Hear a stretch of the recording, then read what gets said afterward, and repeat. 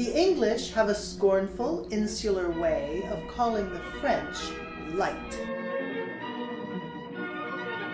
Is the bullet light that dashes from the gun mouth while the eye winks and the heart beats to flatten itself to a wafer on the wall 100 paces off?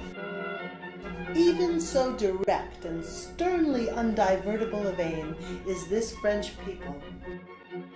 All idealists, too absolute and earnest. With them, the idea of a knife cuts real flesh.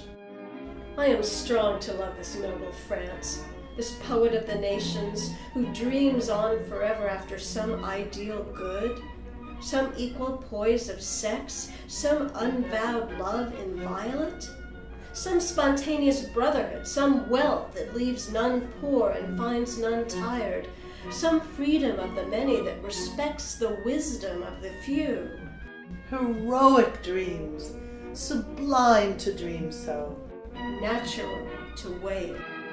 And sad to use such lofty scaffoldings erected for the building of a church to build instead a brothel or a prison.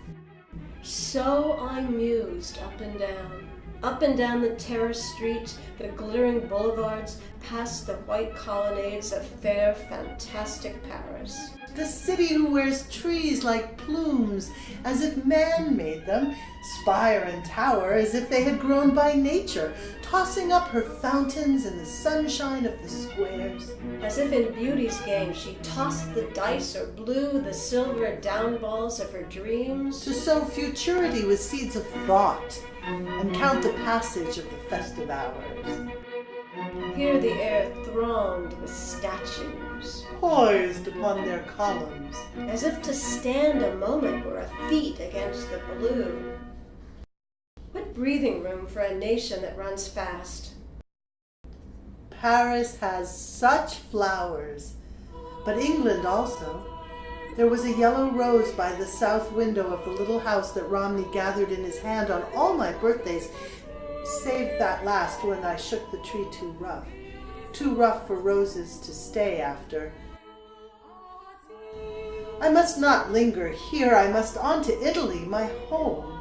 I walked the day out musing on life and art, and whether after all a larger metaphysics might not help our physics, a completer poetry adjust our daily life and vulgar wants more fully than... A gentleman as abstracted as myself came full against me, then resolved the clash in voluble excuses. Oh, Madame, your pardon. Obviously some learned member of the Academy. Then he swerved from me as confounded as if he had heard that Dumas had been called to the Academy to teach. Since when was genius found respectable? It passes in its place. Which means the 7th floor back, or else the hospital. Pistols are ingenious things, but prudent men, which academics are, scarce keep them in the cupboard with the prunes. Onward. We play a dreary game of hide and seek. We shape a figure of our fantasy, call nothing something, and run after it, and lose ourselves too in the search, till clash against us comes a somebody who also has lost something and is lost. Academic versus poet, man against woman, against the living, the dead.